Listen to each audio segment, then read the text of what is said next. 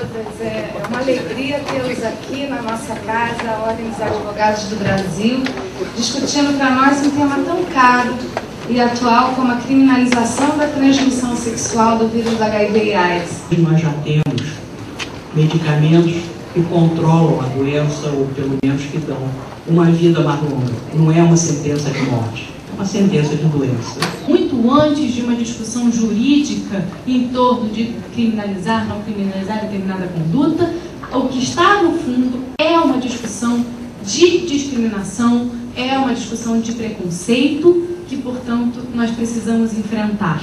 É fácil enfrentar esse tema do HIV/AIDS como uma questão de saúde, como uma questão de saúde pública e que saia da questão da criminalização. É óbvio que há casos, como a doutora Margarida já mencionou, há casos que precisamos realmente pensar da questão do dolo, né, quando existe de fato a vontade, mas eu acho que não é essa a discussão que mais nos preocupa no momento, porque isso sempre existiu, existe um tipo penal para contaminação de doença venérea, né, existe um tipo penal para isso. Eu acho que o que nos preocupa muito no momento é o julgamento antecipado, é o preconceito. Os operadores do direito entendam, e por isso a ideia de um evento interdisciplinar é tão importante. É preciso que nós entendamos esses conceitos de infectologia, né? Como é possível identificar essa contaminação?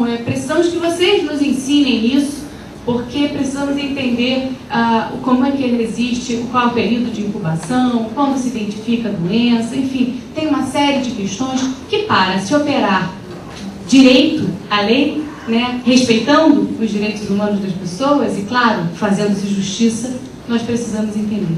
Então tem muita coisa e agora surge esse movimento, né, de se criminalizar não só a transmissão do HIV, mas com outras patologias também, né, de cunho infecto-contagioso, também estão sendo criminalizadas, né? O que está por trás disso, né? O que essa discussão fomenta e, acima de tudo, né, enquanto sociedade civil, né, o que nós podemos produzir de conhecimento para embasar, né, os tribunais, as decisões e, acima de tudo, né, os organismos internacionais que são responsáveis pelas políticas públicas globais. A gente está aqui porque esse tema, né, a criminalização está assumindo uma proporção e volto a dizer, acho que isso está articulado com outros movimentos que acontecem tanto na nossa sociedade como também em outros contextos internacionais, que mostram que o caminho mais fácil sempre é discriminar, é o estigma e não enfrentar questões de verdade, de justiça social e de equidade, né? A gente vai criminalizar uma doença, ou várias doenças, né? Todas as DSTs que estão envolvidas, as hepatites. Isso é um perigo, né?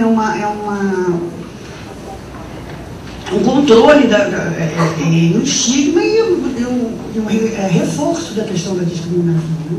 Eu acho que um evento hoje é super importante para a gente discutir, porque, na verdade, a gente precisaria estar pensando na corresponsabilidade do ato sexual, né? Da responsabilidade dos parceiros envolvidos no ato sexual, e não está brigando para ver quem contamina quem. A gente precisa trabalhar enormemente na política de prevenção, né?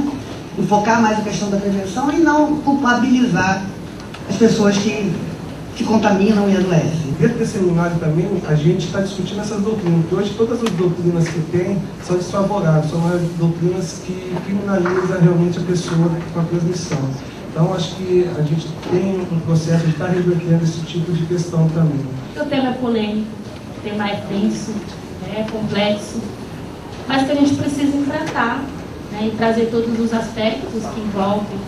Não é apenas criminalizar o quê, criminalizar quem, por quê.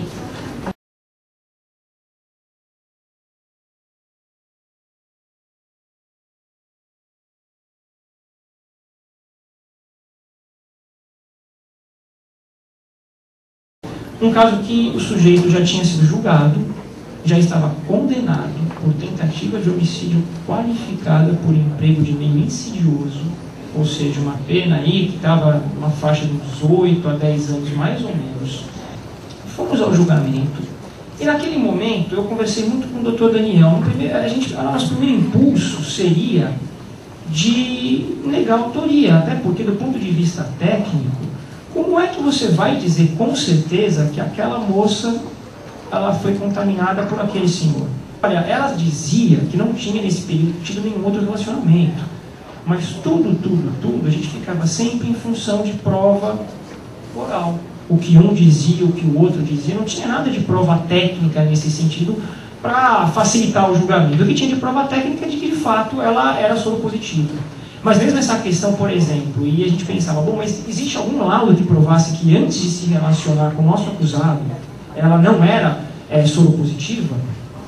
Tudo para trabalhar assim, com que certeza se vai dizer que foi dele? Basicamente, prova técnica, certeza, pericial, coisa bonita, caso anatômico, maquético, não sei o que, não teve nada disso. Não teve nada disso. Era trabalhar em cima de prova oral. Qual era o problema? A gente sabia que a gente estava trabalhando no tribunal do júri. E que o tribunal do júri, para aquilo que há de bom e para aquilo que há de ruim, nem sempre ele é estritamente técnico. Então a gente poderia perfeitamente vir com uma linha de argumentação de dizer, olha, não tem como afirmar com certeza que foi ele o transmissor. Sendo assim, você não pode, na dúvida, condenar uma pessoa. Qual era o problema? No primeiro julgamento, aquele desempenhado por um outro advogado, essa tese já tinha sido sustentada perante os jurados e tinha sido afastada. Um ponto que foi interessante que a gente colocou para os jurados é que o Ministério da Saúde já não enxerga oficialmente a AIDS como doença letal. Não é mais para o Ministério da Saúde uma doença letal, é uma enfermidade incurável. Não tem cura. Mesmo em caso em que a pessoa quer se valer daquela condição para tentar dolosamente, intencionalmente, infectar uma outra pessoa para que ela venha a sofrer os dissabores daquela infecção, ainda assim eu digo, como é que a gente vai falar em tentativa de homicídio se o resultado morte não está nas mãos sequer do agente transmissor? Ele pode acabar infectando aquela pessoa e ainda assim essa pessoa não morrer. Quer dizer, o evento morte não está na esfera de controle do agente transmissor. Essa que é a verdade. Então, por esse simples argumento técnico, de bate-pronto, eu não consegui enxergar nunca em hipótese nenhuma um contexto de tentativa de homicídio. A gente foi para uma tese de lesão corporal gravíssima por conta do contágio de enfermidade incurável. Foi um júri difícil, o promotor insistia na tese de tentativa de homicídio, mas felizmente por 5 votos a 2 a defesa foi vitoriosa. Houve a desclassificação por uma lesão corporal gravíssima, a pena foi fixada no mínimo legal, ele foi solto imediatamente, a pessoa tomou todos os cuidados e ainda assim acabou transmitindo. A gente não vai falar nem no contexto nem de intenção, de dolo e nem de culpa, porque a pessoa tomou todos os cuidados. No artigo 130, o perigo de contágio de moléstia venérea diz o seguinte: expor alguém por meio de relações sexuais ou qualquer ato libidinoso a contágio de moléstia venérea, de que sabe ou deve saber que está contaminado. Pena, detenção de 3 meses a 1 ano ou multa. E na sequência vem um parágrafo primeiro que diz: se a intenção do agente transmitir a moléstia, pena, reclusão de 1 a 4 anos em multa. A primeira coisa que chama atenção, ora, se tem um parágrafo para dizer que se a intenção é transmitir, a pena é mais grave, dá a entender de que no contexto primeiro, não precisa ter essa intenção. Que basta que a pessoa se saiba infectada, pratique ato sexual que possa transmitir a doença, independentemente se a pessoa vai contrair ou não. Quer dizer, me parece um contexto, para a gente falar da questão da AIDS, muito agressivo. Não acho que é nesse contexto que a gente deve enfrentar a questão. E mais do que isso, será, é um outro debate, a gente pode classificar a AIDS como doença venérea? E ali vão ter posições nos 2 sentidos. Aqueles que vão dizer doença venérea é aquela que rigorosamente se transmite por contato sexual. Bom, a AIDS ela é transmissível por contato sexual, mas não exclusivamente. Por conta disso, a maioria dos nossos doutrinadores costuma dizer que a AIDS não é uma doença venérea. Se fosse enquadrada como uma doença venérea, eu fico até preocupado com esse ponto de vista, porque, como vocês bem perceberam, o dispositivo do 130 sequer exige a intenção da transmissão. Se a gente for entender que é uma doença venérea, a gente já vai ter um contexto de criminalização, ainda que a pena seja baixa, mas até estigmatizante nesse sentido, sem que se diga sequer a intenção, um mau proceder da pessoa. Isso me causa uma certa reserva. E aí, dentro do que agora parece vir pensando o STF, tem o perigo de contágio de moléstia grave, artigo 131, que fala: praticar, com o fim de transmitir a outrem, moléstia grave de que está contaminado, ato capaz de produzir contágio. Pena, reclusão de 1 a 4 anos e multa. Aqui já não se fala mais só do contexto sexual, fala em ato capaz de produzir o contágio. qual que é o nosso problema? Esse nosso artigo 131, ele é dito um crime de perigo. Porque isso vai acontecer mesmo que a pessoa não se infecte, basta que haja a intenção de transmitir. Porque um crime de perigo à saúde, basta que a saúde da pessoa seja exposta a um risco, já há criminalização, ainda que não se infecte. Então, aqueles que vão defender, ora, se a pessoa não foi contaminada, a gente tem esse criminho mais leve. Se a pessoa efetivamente for contaminada, aí é um caso de lesão corporal, porque fala, ofender a integridade física ou a saúde de outra, pena, tanto a tanto. No caso da gravíssima, pelo contágio de enfermidade incurável, ou seja, ofender a saúde de alguém também é considerado lesão corporal. Se a medicina conseguir evoluir um ponto em que qualquer pessoa que seja só soropositiva, receba um medicamento e com 100% de certeza não desenvolva a doença, a gente vai poder continuar falando em lesão corporal se a pessoa for só soropositiva? A gente vai encarar o soropositivismo como uma ofensa à saúde, ou essa ofensa à saúde só se dá com o desenvolvimento da doença? Mais uma questão para debater. O direito não resolve tudo. Muito pelo contrário. Eu acho até que o direito ele resolve muito menos do que ele aparenta. E quando eu vejo o anseio da sociedade pela codificação desenfreada, eu fico um tanto desesperado e preocupado. Não porque nós teremos que jogar os nossos códigos fora e comprar novos códigos ou estudar tudo de novo, não é por isso. É porque a sociedade ainda acredita que se colocar na lei, isso vai resolver os problemas. Princípio da proteção da dignidade da pessoa humana. Eu diria que é um bom casaco, é um bom guarda-chuva para nós enfrentarmos essa discussão. Para nós enfrentarmos essa briga. Essa briga pela vida. Porque aí eu trago para a reflexão de vocês o seguinte, tá bom, se eu sou soro positivo e eu transmito o vírus para alguém, eu cometo um crime. Se eu cometo um crime, eu serei apenado. E aí eu volto à questão da pena. Qual é a expectativa e esperança com essa punição? Qual é a punição que nós queremos? O que a gente vai fazer com essa pessoa que, na verdade, ela precisa de tratamento? Ela não precisa ser excluída da convivência social, porque é isso que vai acontecer. Vai ser excluída da convivência social. Agora, ela sai realmente da vista da sociedade, da realidade daquele magistrado que um dia se colocou no lugar daquela pessoa. Alguns defensores públicos aqui do Estado do Rio de Janeiro andaram impetrando habeas corpus justamente com base nessa tese. A lei de execuções penais não era cumprida, havia superlotação de presídios, da carceragem de alguns estabelecimentos prisionais, e aí os defensores diziam, olha, então tem que ser solto. Se o Estado não tem condições de abrigar o preso, então ele coloca o preso na rua. Pois bem, nesse caso específico do nosso debate aqui, eu não tenho dúvida que essa tese seria fortalecida principalmente com base no princípio da proteção do direito à vida, que é a todos, pertence a todos, presos ou não presos, pobres, ricos, negros, brancos, amarelos, homens, mulheres, não interessa. Todos têm direito à vida e uma vida digna. E isso me parece uma tese a ser pensada e trabalhada se porventura vier essa criminalização a ser concretizada. Outra questão, eu acho que a gente tem que avaliar é o que isso gera de consequências na nossa política de prevenção, de enfrentamento da epidemia. A criminalização é mais um estigma para a população. Hoje nós falamos, e o Ministério fala isso, num estímulo à testagem, né? Incentivar a testagem. Na medida que nós começarmos a criminalizar, como é que vai ficar? Isso vai incentivar as pessoas a fazer testagem, a se saberem soropositivas? Né? Que impacto isso vai ter na nossa política pública de saúde? Nas políticas de prevenção? O que os movimentos sociais vão dizer para as pessoas que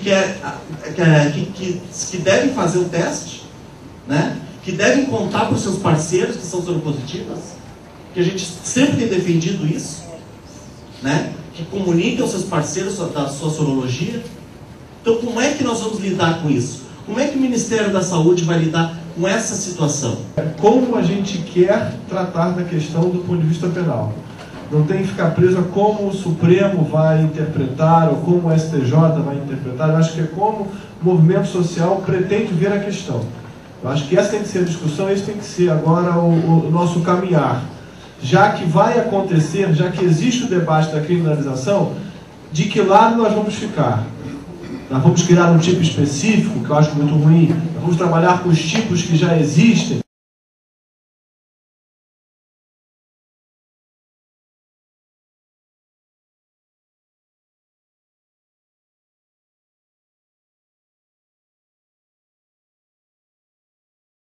Nós, os setores democráticos da sociedade, nós, os setores progressistas da sociedade, nós, os movimentos sociais, nós, muitas vezes os movimentos libertários, temos sido responsáveis, nós temos sido responsáveis por aumentar a criminalização de questões, de dificuldades, de problemas da nossa vida cotidiana.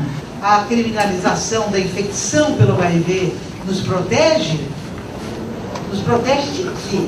Para pensar o seguinte: será que criminalizar os eventos da vida privada, não só a infecção do HIV/AIDS, mas também as violências entre marido e mulher, entre companheiros, entre pais e filhos, nas relações interpessoais, entre homossexuais e não homossexuais, entre negros e brancos, será que a criminalização, que é um pouco essa resposta meio rápida e radical, polícia e cadeia neles, será que é assim que a gente está construindo as respostas para os problemas complexos, né, do Brasil contemporâneo? Recentemente teve um processo na Justiça, a doutora Maíra falou desse processo também na abertura, um casal, o marido tinha uma amante e o marido veio a falecer de AIDS. A esposa moveu uma ação contra a amante. E a amante teria passado a doença para o marido dela e colocou em risco. Esse processo está enterrado. Por quê? Como eles vão provar que foi a amante que passou a doença para o marido dela? Ela hoje também é soropositiva, pegou talvez do marido, talvez não, poderia ter sido o contrário. Será que ela passou para o marido passou para a amante? De onde veio essa cadeia? É difícil acusá-la. A pergunta que eu faço para você é se a questão da criminalização não poderia ser substituída também, dentro de uma sociedade capitalista, né, pela questão da recuperação através de indenizações. Eu acho que, embora seja muito bom a criminalização da homofobia para algumas coisas, botar mais gente na cadeia, eu acho que talvez, para quem partir de uma visão libertária, como você fala, né? Que criminaliza o soro positivo, e quando o nosso próprio Congresso ressuscita um PL para criar uma lei específica para nos criminalizar, o Estado está mostrando que ele não tem mais força. E a única força que ele tem é vir com a caneta dura. E qual é a caneta dura que o Estado tem à disposição dele? Eu acho que a gente poderia pensar, então vamos criminalizar. Criminalizar é uma resposta desesperada. É a resposta da desistência. Criminalizar é se retirar do problema e entregar na mão da polícia. Tem uma posição muito clara nessas horas, sabe? Eu acho que a gente tem que fazer uma opção clara pela descriminalização da vida privada. Vamos encontrar respostas mais criativas. E acho que a história do HIV/AIDS no Brasil é uma história que fortalece essa perspectiva. Seria uma grande derrota para nós. Seria uma grande derrota brasileira na minha opinião pessoal, qualquer processo ligado a essa entrega para o sistema de justiça criminal de qualquer coisa que é do nosso âmbito.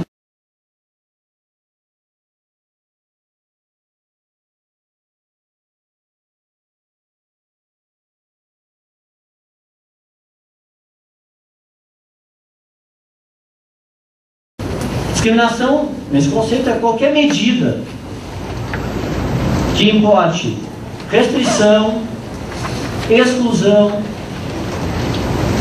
anulação,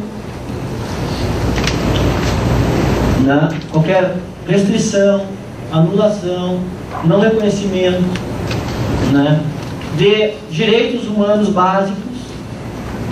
Então, qualquer medida que importe isso, seja medida intencional, proposital, ou seja medida não intencional, não proposital. Então, qualquer medida que tenha o propósito, ou que tenha o efeito de, através de uma restrição, de uma exclusão, não reconhecer, prejudicar o exercício de direitos humanos e direitos básicos de indivíduos ou de grupos nos vários campos da vida, político, econômico, social, cultural, isso é discriminação. Esse é o conceito jurídico de discriminação, que está para chegar claramente à conclusão, é de que dizer, como foi dito, e o Supremo mudou isso, como foi dito que aquele ato é um ato de tentativa de homicídio, de fato, diante dos conceitos do direito da antidiscriminação, é discriminatório. Por quê? Porque pega o direito penal, interpreta isolado de todo o contexto do próprio Código Penal, tem outras normas para isso, no caso a norma de contrário, né? Assume um pressuposto discriminatório de que a pessoa, pelo simples fato de ter uma condição soro positiva, é um perigo em si mesmo para a vida de outra, e não é um perigo para o contágio, no caso é um perigo para a vida mesmo, que é bem diferente. Ou seja, aquela ideia de rotulagem, o perigoso, eu falei, né? E elege uma coisa que é completamente contra a ideia do direito penal na democracia. A ideia do direito penal na democracia é o seguinte: as pessoas, como pessoas, não são acusadas de serem o que são como pessoas. O crime é um ato que é contra a lei. O crime é um ato. Não é ser branco, ser negro, ser muçulmano, ser ateu, ser homem, ser mulher, ser gay, ser o que for. Isso não é crime, ser alguma coisa. O que é crime é praticar um ato que fira alguma coisa importante, como a vida, a integridade física, no caso, a saúde, ou seja o que for. Isso é crime. Quando se diz assim, o sujeito é perigoso e por isso ele, por ser soro positivo, ele é um risco à vida dos outros, está se fazendo essa ideia de rotulagem, e está se fazendo uma ideia bem autoritária do direito penal, que não é compatível com a democracia, que não é compatível com a Constituição, que é o que se chama de direito penal do inimigo. Para quem não é da área do direito, existem alguns autores que dizem assim: o direito penal é feito para combatermos os inimigos. Coisa muito em voga, coisa que foi muito ressuscitada depois dos atentados lá de 2001, lá, com relação às pessoas de crença islâmica, né, por exemplo. Né? Ou seja, é uma visão que rotula, que é preconceituosa, que é discriminatória, seja de forma explícita e intencional, seja de forma não intencional, como eu disse. E no mínimo eu posso ver naqueles julgamentos que incluem como tentativa de homicídio esse vício institucional que eu estava mencionando, mesmo não intencional, mas institucional, com todo esse impacto que é tão discriminatório, que é tão lesivo, quanto se fosse intencional. Não é porque não é intencional que não é lesivo. É lesivo e é discriminatório mesmo, não sendo intencional. Né? A gente poderia dar vários exemplos diferentes disso, mas me parece que dentro do tempo está satisfatório isso. Então eu espero, né, ter conseguido, não estourando o tempo, né, fazer um pouco essa exposição e que isso tenha sido útil para vocês. Dizer assim, olha, existe no direito já um acúmulo de conhecimentos para perceber a discriminação. E é mais ou menos esse que eu falei de forma resumida. E se eu pego esse acúmulo de conhecimentos, essas ideias, esses conceitos, e começo a estudar esses processos criminais que hoje tentam enquadrar, por exemplo, como tentativa de homicídio, as questões relacionadas a HIV/AIDS, a coisa não se sustenta. Nós vamos estar vendo um conflito aí, eu diria assim, que é insustentável do ponto de vista de como se compreende o direito de igualdade e o dever de não discriminar, no mínimo, para não dizer outras coisas, é insustentável o enquadramento como tentativa de homicídio. Nesse sentido, bom, então a gente tem que pensar que criminalizar A gente tem que criminalizar para quê? A questão para mim não é ser a favor ou contra a criminalização. A questão é para que criminalizar, o que se quer, onde é que se chega com a criminalização. Então pode ser bem útil criminalizar em alguns casos, bem acertado.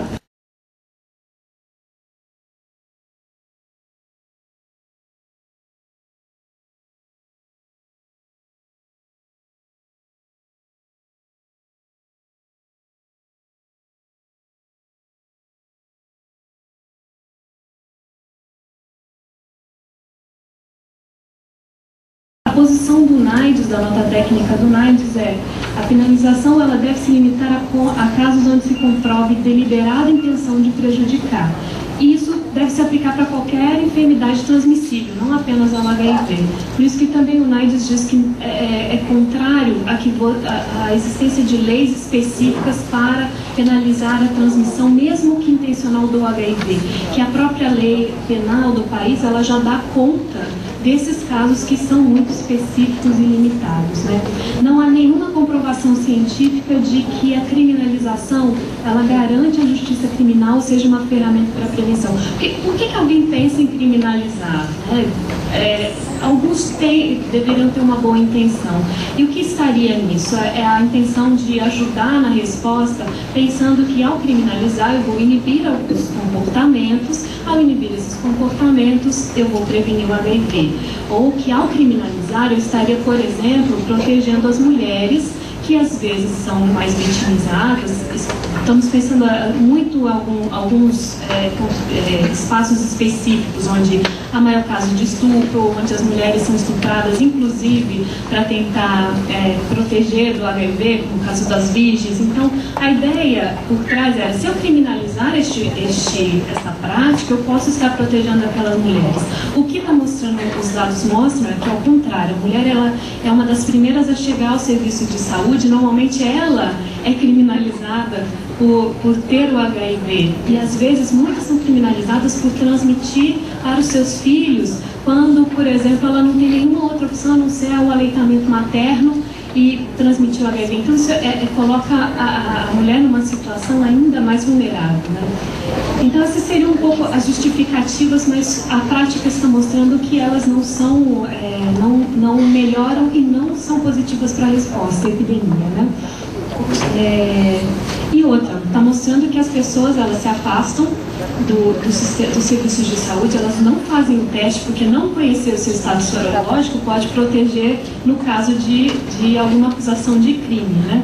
Criminalizar as pessoas vivendo com HIV pela transmissão significa colocar a responsabilidade da prevenção sobre os ombros das pessoas vivendo com HIV. A responsabilidade pela prevenção não é das pessoas vivendo com HIV, ou não é exclusivamente delas, é um papel do Estado e é uma responsabilidade de todos, que vivemos com HIV, não vivemos com HIV, e temos que estar muito atentos por esses movimentos que também culpabilizam, né, toda a epidemia sobre essas pessoas. E nós já discutimos muito direito ao tratamento, né, e lutamos muito por ele. E eu acho que agora está na hora de voltarmos o nosso olhar para a prevenção e desfocar, né, da criminalização ou das práticas das pessoas vivendo como se ao coibir comportamentos, práticas de um certo grupo, isso fosse resolver a epidemia, né? E em alguns levantamentos que fizemos em alguns processos, todas as condenações, elas caminhavam e só tinham um olhar jurídico, penal, né? Era você tentar enquadrar a conduta em um tipo penal, num crime. Não se levava em consideração nenhum outro aspecto, né, em relação à doença. Esses outros aspectos, eles são considerados através de pesquisas, estudos, não são só a nossa fala, né? Eles têm um respaldo científico para que seja considerado mesmo. E aí a gente então emitiu a nota técnica.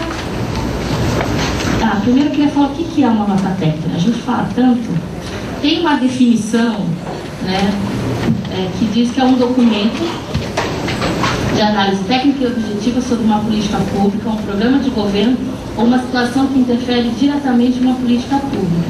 E é emitida com o propósito de esclarecer, orientar, informar e avaliar. No nosso caso era de orientar, né? trazer também outros aspectos a serem considerados. Então, a nota técnica era a nota técnica número 350 de 2009, foi emitida em 7 de novembro do ano passado. E dentro da nota, vocês receberam, né, ela pasta contém, uma nota relativamente pequena, e que a gente procurava, assim, de uma forma sucinta, mostrar alguns aspectos clínicos que tem que ser considerado no caso, né, e os aspectos sociais, que também não são considerados. Era simplesmente tentar adequar a lei a uma conduta. Ninguém se preocupava com as outras coisas que estavam envolvidas. E aí foi nesse sentido que a gente procurou orientar e fazer esse texto de uma forma mais simples, mas que as pessoas pudessem ter acesso e utilizassem isso nos processos. O Ministério da Saúde também nessa nota tenta mostrar que é feito todo um esforço para garantir os insumos de prevenção neste país, né? Que a gente trabalha com divulgação de informação o tempo inteiro, então isso não pode ser desconsiderado numa sentença. Né? São esses aspectos da política pública que nesses processos não estavam sendo considerados e que era necessário chamar a atenção. E é óbvio que quando você fala de criminalizar, o maior impacto vai ser, é lógico, eu prefiro não saber e usar isso numa defesa de um processo. Né? Eu não sei que não sabia que estava infectado, então não cometi nenhum crime. Então, o primeiro que afetar diretamente a política pública, que hoje é uma das grandes estratégias nossas, várias ações, como Fique Sabendo, né, os testes rápidos, isso acaba caindo por terra, né, ou diminui muito. E era um impacto muito negativo na política da resposta à epidemia. Então, a posição do Ministério da Saúde, a gente ratifica todos os documentos que foram publicitados pelo UNAIDS e por todos os outros documentos de pesquisa que falam sobre a criminalização do HIV.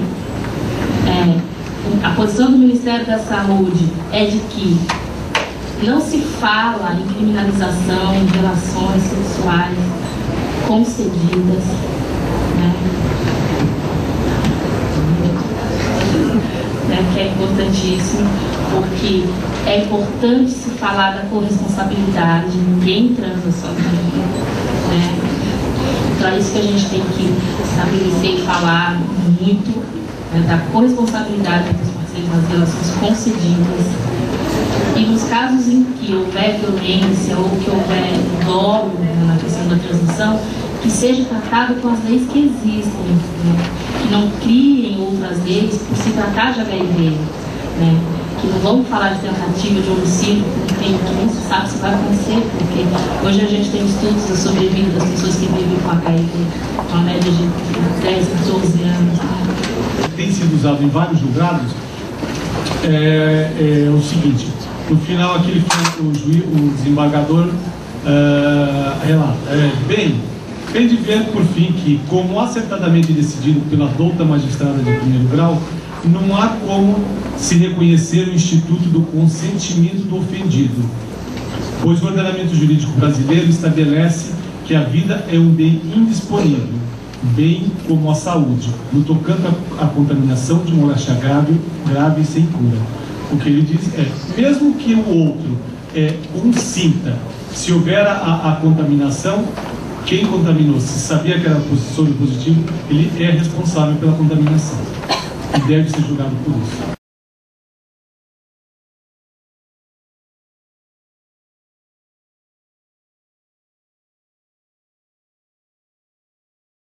Para o juiz, se uma pessoa portadora de vírus omite essa condição ao parceiro e não exigir o uso de preservativos, manifesta a vontade de transmitir a doença. Ou seja, simplesmente pelo uso, pelo não falar e não usar preservativo, pois isso é vontade de transmitir a doença. Qualquer outra vontade está excluída quando você realiza esse ato, na hora que você não falou para o juiz, né?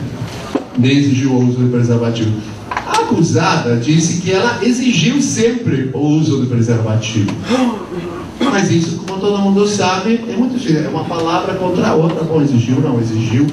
Agora, o dolo parece que está associado diretamente a que a moléstia é eminentemente mortal. Não há nenhuma comprovação de que existe esse dolo, existe essa intenção. Essa pessoa tinha a intenção de cometer um crime. Esse crime. Como você comprova a intenção? Tem que ser um adicional ao mero ato. Então, nada se refere ao recurso, durante o recurso à intenção. Próximo. Ou seja, somente a prática do ato sem notificação e sem o uso de medidas adequadas de prevenção, como o preservativo, afirma a intenção do homicídio. E outra coisa interessante, se você tem intenção de matar, qual é o motivo que você quer matar essa pessoa? Porque a maior parte das vezes, se você tem intenção de matar aquela pessoa, é porque você, não sei, quer acertar algo com essa pessoa, né? Você tinha um motivo para matar essa pessoa e não qualquer outra que fosse. Qual é o motivo dessa tentativa de homicídio? Isso mostra a fraqueza da argumentação da intenção. Veja só, em 2005 estamos falando que a AIDS é letal. O desconhecimento do juiz, o desconhecimento dos desembargadores é muito grande, porque em 2005 tínhamos terapia tríplice, faz 8 anos, tá? E muitas pessoas, felizmente, por causa de servidor, né, usavam disso e não tinha nenhum problema, felizmente. Próximo. Então, a pergunta é, a acusadora mostrou um exame negativo de HIV anterior à vida marital contra o acusado?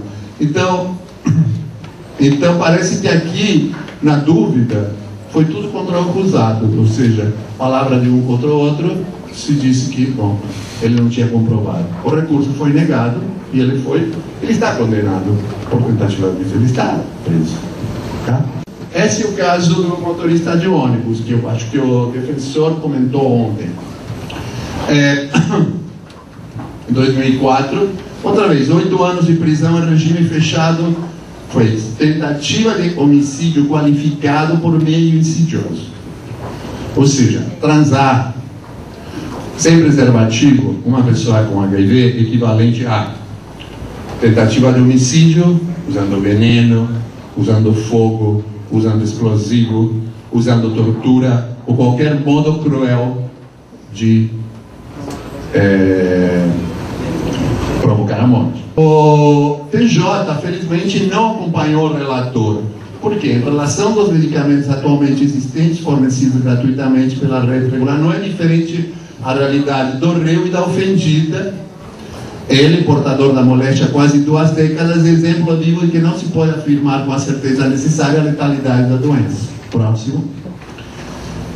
Ele, durante toda a relatação penal, ela apresentou quadro clínico saudável, etc. Tá? Ele fala, inclusive, atualmente está realizando exames pertinentes sem necessidade de medicamento e está levando vida normal. Próximo. Então,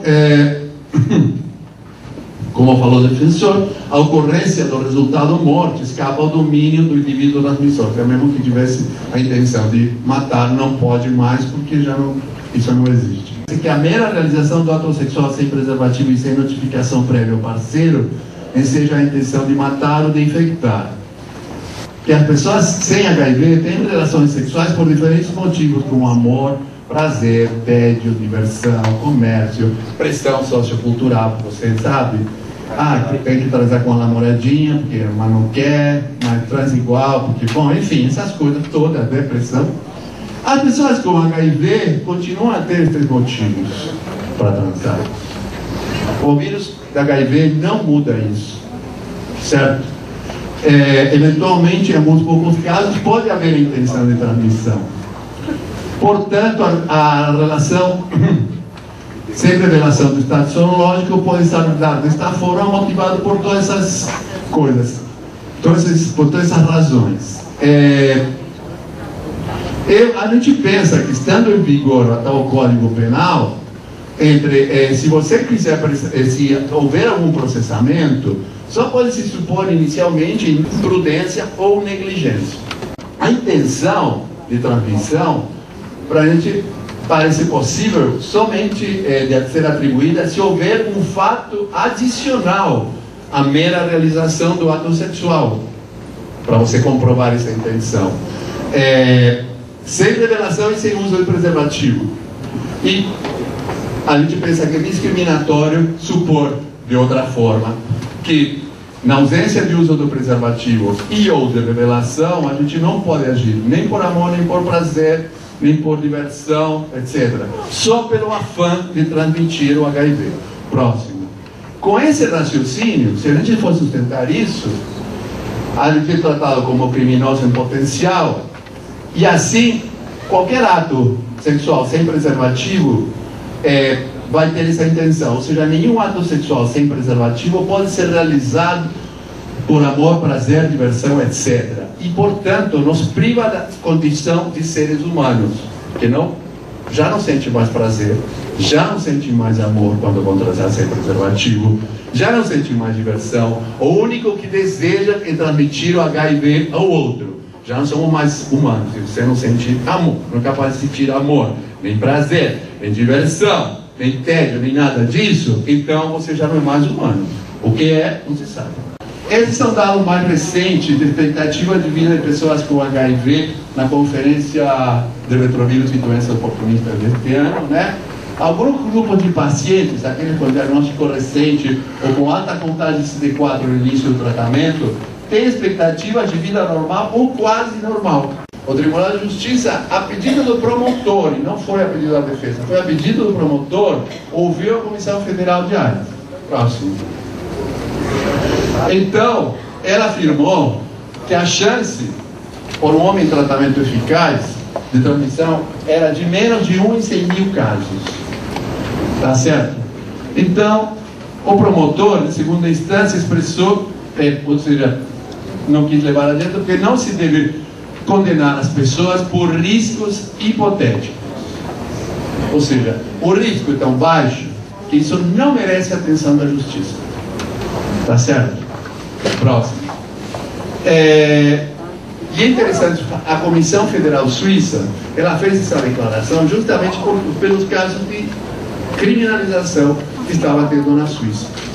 Mas pessoas que não tinham capacidade de transmitir devido à alta eficácia do tratamento, devido à alta adesão, etc., estavam sendo processadas. Eu quero lembrar aqui umas diretrizes da promotoria do Reino Unido. A promotoria, não é defensoria, a promotoria.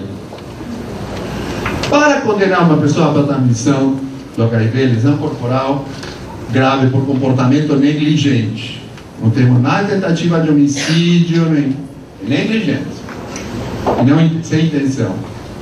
Então, primeiro, é importante saber que o acusado sabia que tinha HIV e que podia infectar outras pessoas mediante determinados comportamentos. Segundo, que as relações realmente ofereciam risco de transmissão com base científica. Parece bobagem falar isso, mas uma pessoa foi condenada faz 2 anos porque cuspiu num policial, uma pessoa com HIV no Texas, nos Estados Unidos. Que o acusador tem HIV e que o acusador tem HIV, ou seja, tem que ter havido a transmissão. No nosso caso não seria possível, mas que o acusador não tinha HIV antes do relacionamento. Isso é uma coisa básica. Você está acusando, tem que mostrar que antes não tinha HIV. Que o acusador não teve relações sexuais nem de outro tipo que oferecesse risco com outras pessoas depois disso. E que as variedades de vírus aqui são compatíveis. Bom, isso eu não sei até que ponto é factível na atualidade, eu já ouvi alguns ingleses falando contra isso. Próximo. Então, essas são diretrizes da promotoria inglesa, né? E claro, não obrigam os promotores a agir assim, mas o procurador-chefe, ele pode traçar essa diretriz, quem quiser segue e quem não quiser. Faz seu caminho. Então, eu penso que seria interessante agir junto ao Ministério Público e à Defensoria Pública para que adotassem essas diretrizes e sugerimos acrescentar que, se for alegada intencionalidade, a intenção de transmitir deve estar fundamentada com dados adicionais que não a mera realização do ato sexual. Se você transou, mas intenção é mais do que simplesmente ter transado e não ter revelado. Você tinha que ter tinha outro motivo mesmo. E que a intenção de transmissão deve ter um propósito, um motivo que também deve estar comprovado no processo.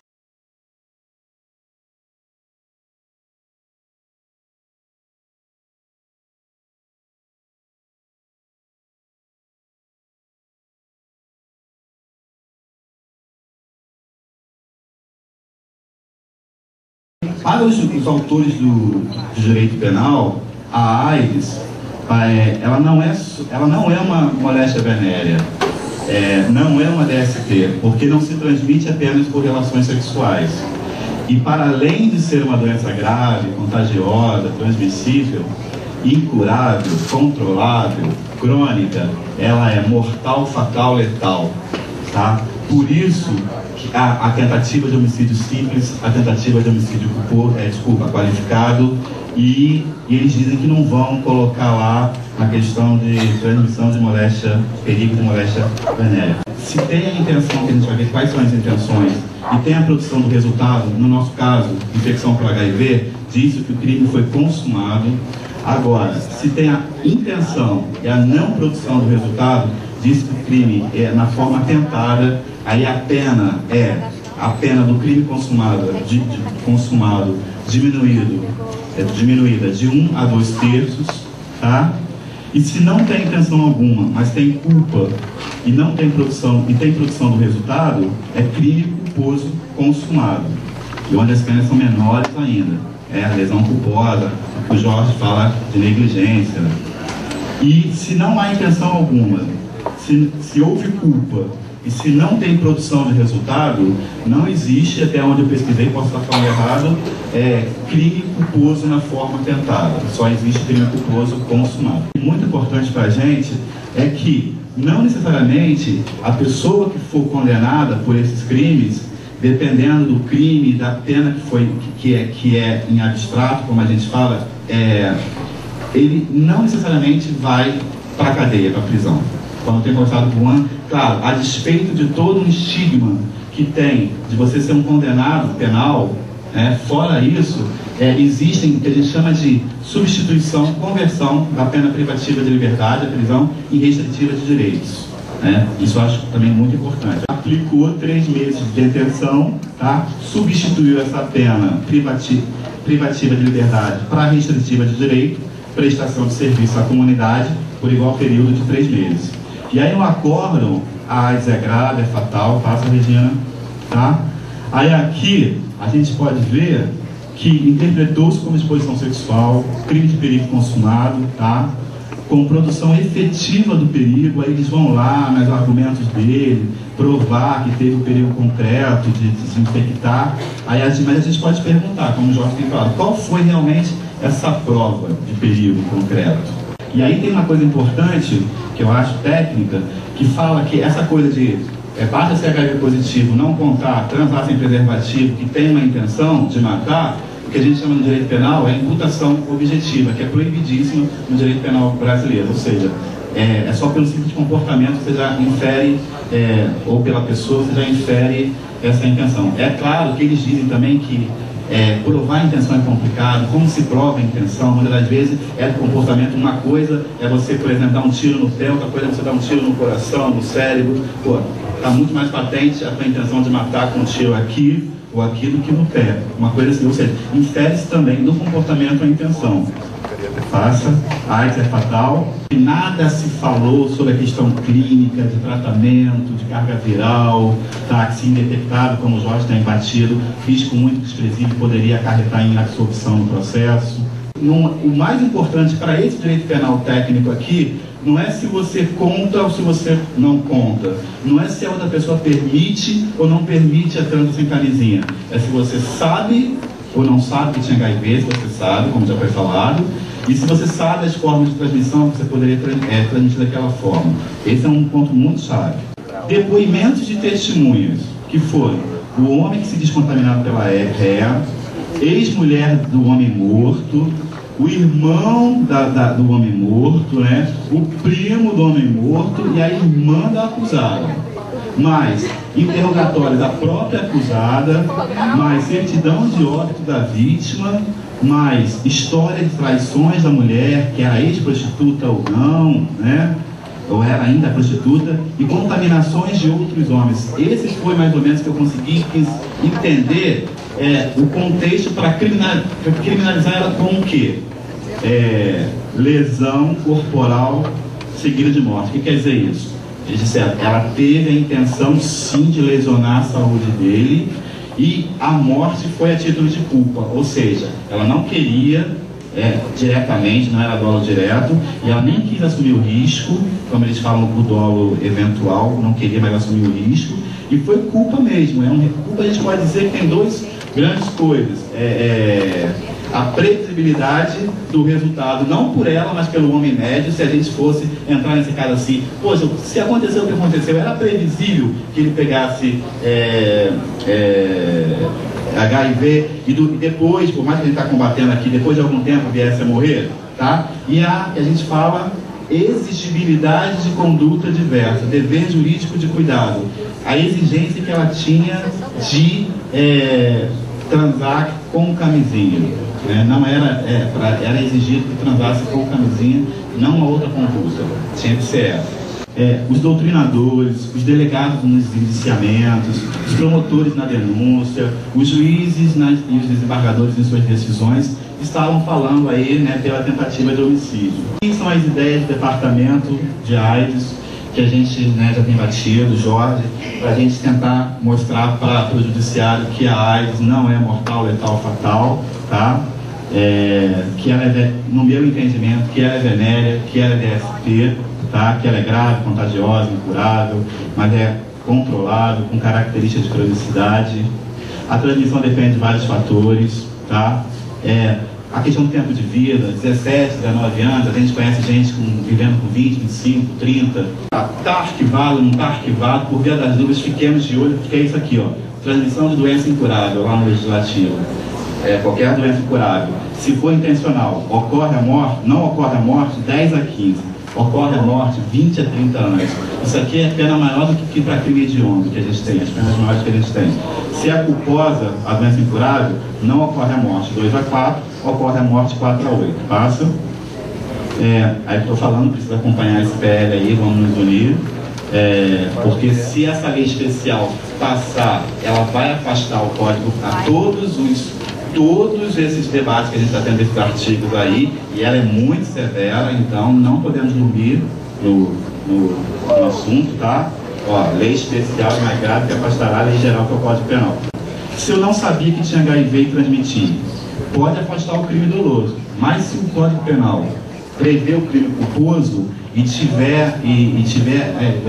for exigível conduta diversa, no caso, é exigido o uso da camisinha, você pode responder por crime culposo. Os crimes culposos, eles estão expressos na lei, todos os crimes culposos.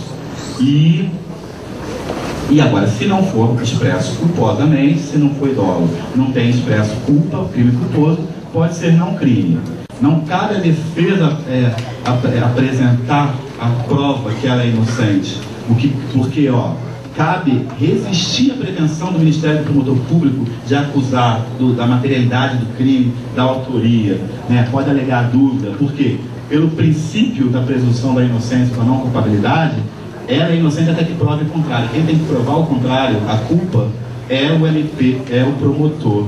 Não sou eu que tenho que provar a minha inocência. Pode parecer besteira, mas isso pode fazer toda a diferença num caso concreto, num julgamento. Aqui tem uma coisa no Código Penal, nas posições de motivos, que é interessante para entender o processo penal, que eles falam, ó, a dificuldade, em amarelo, ou impossibilidade de provar autoria no processo penal não é razão para se inibir a tipificação da transmissão de moléstia venérea, que é uma lesão corporal gravíssima. Isso são eles que acham. Eu acho que, na pior das hipóteses, é uma lesão grave, por debilidade permanente de membro, sentido ou função, para sair desse gravíssimo. Bem, como crime de exposição. Aí casa muito isso que o Jorge tem perseguido. E a prova, e a intenção, tá? E é difícil provar mesmo. Então a gente tem que partir também nessa questão processual, porque eu tenho falado muito, como a gente fala, do direito penal material. Falar se é crime, não é crime, qual é crime, como a gente falou. Mas a gente tem que atacar o processo, a prova no processo, a intenção, a prova da intenção no processo. que está lá no artigo, a absolvição por forma de provas.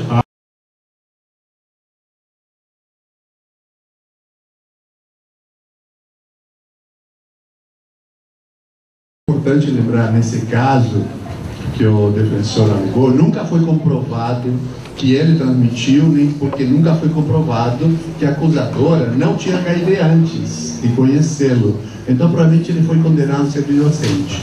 Teoricamente falando, que tem que ter certeza, a prova certa para condenar, passando a dúvida pelo princípio da inocência, para absolver. Só que isso é teoria, é boa técnica, bem ensinada na faculdade, na prática não acontece isso.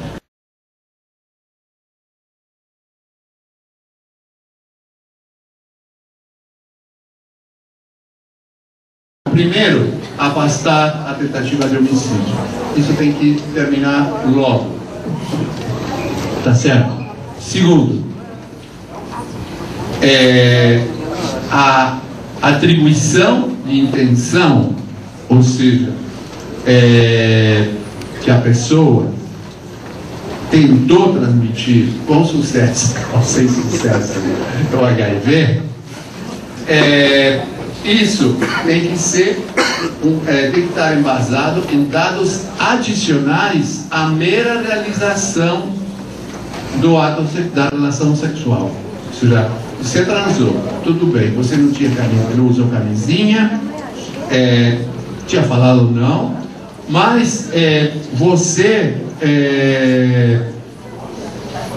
transou, pronto. Isso não pode ser intenção. Intenção tem que ir além de. O objetivo de você ter aquela relação sexual era transmitir o HIV. Isso que tem que ser comprovado.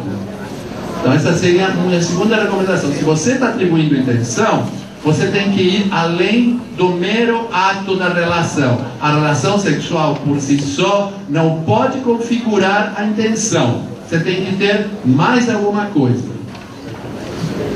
E outra coisa, terceira, ir para o lado também de que, se você quer atribuir intenção, tem que ter um motivo para isso.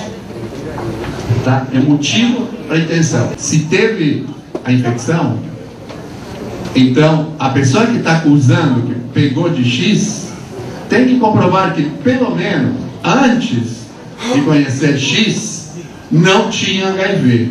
Isso é básico. Pelo menos eu penso, e eu acho que alguns dos companheiros que atuam no movimento, que pode ser que exista crime, mas que cada um tem que ser visto de maneira individualizada. Tá? Não é tudo num bojo só, nada é crime ou tudo é crime. Que é a atenção do Movimento Social de Luta contra a AIDS aos projetos de lei que estão lá, apesar de estarem arquivados, a qualquer momento, com a nova legislatura que vem no ano que vem, um deputado se acha investido de razão para pedir o desarquivamento e prosseguir com os mesmos. Então nós temos que estar atentos. Seja considerada a corresponsabilidade na análise probatória e pelos investimentos, não só pela análise probatória, mas pelos investimentos implementados para a promoção e prevenção de saúde pelo Ministério da Saúde. Eu acho que a gente também tem que dar uma contribuição para esse novo Código Penal. Porque o Código Penal que a gente tem hoje vigente é de 1940. Tinha uma outra realidade.